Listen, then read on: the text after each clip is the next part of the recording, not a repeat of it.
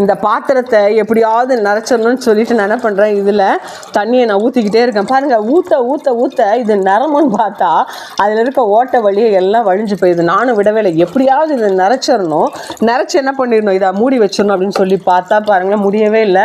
நான் ஊற்ற ஊற்ற எல்லாம் என்ன பண்ணுது, வழிஞ்சு போயிடுது. கடைசியில் என்ன ஆகுதுன்னா, இது வெறுமையான பாத்திரமாக நிற்குது. எவ்வளவு தான் தண்ணி ஊற்றினாலும் இது நிறையவே இல்லை. இந்த பாத்திரம் கடைசியில் வெறுமையாக நிற்குது. பாருங்கள், ஒருவேளை இந்த பாத்திரத்தை நீங்கள் நிரப்பிப்பீங்கன்னு வச்சுக்கோங்களேன், நீங்கள் நிச்சயமாகவே திறமைசாலிகள் தாங்க.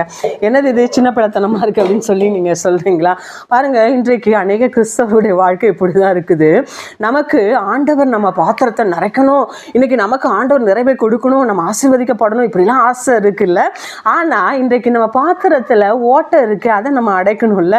தேவன் பிரியப்படாத அநேக ஓட்டைகளை நம்ம பாத்திரத்தை சுற்றி வச்சுக்கிட்டு, ஆண்டவரே என்னை ஆவின் கனிகளால் நிரப்புங்க, நான் அடுத்தருக்கு பிரோஜனமாக இருக்கணும், என்னை இம்முக்குரிய ஆசீர்வாதத்தை நிரப்புங்க, நான் ஆசீர்வாதமாக இருக்கணும்னு சொல்லிட்டு ஆசை இருக்கிறது தான், நல்லது தான்.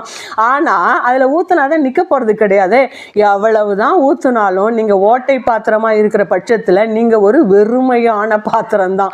ஓட்டை பாத்திரம் அது வெறுமையான பாத்திரம் தான். அது ஒரு நாளும் அதுக்கும் பிரயோஜனம் இல்லை, மற்றவர்களையும் அது பிரயோஜனப்படுத்த முடியவே முடியாது. ஸோ இன்றைக்கு அதில் இருக்கிற ஓட்டையை இப்போ நம்ம அடைச்சிட்டோன்னு வச்சுக்கோங்களேன். இப்போ இந்த பாத்திரம் பிரயோஜனப்படணும் அப்படின்னு சொல்லி சொன்னால், இதில் அடியில் இருக்க இந்த ஓட்டையை அடைச்சிட்டோம் வச்சுக்கோங்க, அது பிரயோஜனப்படும். எப்படி அடைக்கிறது? இப்போ இதை கொண்டு போய் அதில் நம்ம ஊற்றணும்னு வச்சுக்கோங்க, இது பிளாஸ்டிக் அடைக்கிறது, அந்த பாத்திரம் அடைப்பற்றும். இப்போ அதில் என்ன ஊற்றினாலும் என்ன பண்ணிடும், அப்படியே தங்கிடும். அதே போல் நம்ம கிறிஸ்தவ வாழ்க்கையில் தேவன் புரியப்படாத அநேக ஓட்டைகளை வச்சுருக்கிறோமே, இதை நம்ம எதை கொண்டு அடைக்கிறது? தேவனுடைய வார்த்தையை கொண்டு தான் என்ன பண்ண முடியும், அடைக்க முடியும். நம்ம இடத்துல தேவன் புரியப்படாத காரியங்கள் இருக்குது, அதை சரியாக நம்ம சரி செய்யணும்னு சொன்னால் தேவனுடைய பலத்தை கொண்டு தான். ஆண்டவர் இதெல்லாம் அடைப்படணும், ஆண்டவர் விட சொல்கிற காரியத்தெல்லாம் விடாமல் ஆண்டவருக்கு பிரியம் இல்லாத காரியத்தெல்லாம் செய்துக்கிட்டு என்னை நிறைங்கன்னு எப்படிங்க, நிச்சயமாக நிறைக்க முடியாது. அதனால தான் அன்றைக்கு இஸ்ரவேல் ஜனங்கள் இடத்துல யோசுவா சொல்லுகிற ஆண்டவர் என்ன சொல்கிறார் தெரியுமா?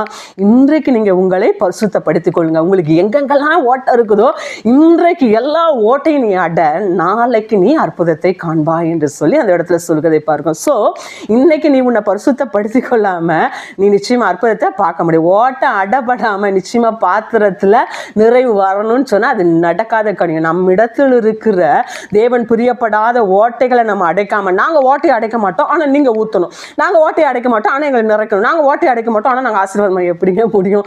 என்னதான் ஊற்றினாலும் அதில் நிற்க போகிறது கிடையாது. ஸோ இன்றைக்கு நம்ம மாறாத பட்சத்தில் தேவனிடத்திலிருந்து எந்த ஒரு ஆசீர்வாதத்தையும் நிறைவு பெற்றுக்கொள்ள முடியாது. நான் ஆசீர்வாதமாக இருக்கேன், நான் ஆசீர்வாதமாக இருக்கேன் அப்படின்னு சொல்லி நீங்கள் வேணால் சொல்லிக்கொள்ளலாம், அது ஆசீர்வாதம்னு சொல்லி வாய் சொல்லலாம். ஆனால் உங்கள் வாழ்க்கையில் நீங்கள் ஒரு நிறைவையும் பார்க்க முடியாது. நீங்களே நிறைவில்லாத பட்சத்தில் மற்றவர்களுடைய வாழ்க்கையை நீங்கள் எப்படி நிறைவுள்ளதாக மாற்றுங்க? ஸோ முதலாவது உங்கள் ஓட்டையை அடைங்க, நீங்கள் நிறைங்க, மற்றவர்களுக்கு நிறைவை கொண்டு வாங்க.